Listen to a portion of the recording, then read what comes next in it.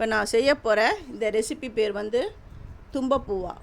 இந்த வீடியோவுடைய கிளியராக இந்த வீடியோ வேணும் அப்படிங்கிறவங்க என்னுடைய சேது சித்ரா கிச்சனில் போய்ட்டு என் சேனலில் போய் விசிட் பண்ணுங்கள்.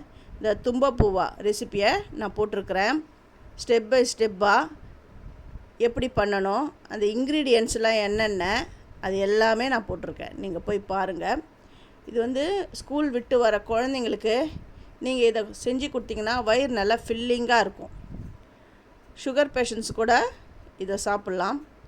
ரெட் ரைஸ் அவல் அதில் தான் நான் பண்ணியிருக்கேன். ரொம்ப ரொம்ப ஹெல்த்தானது.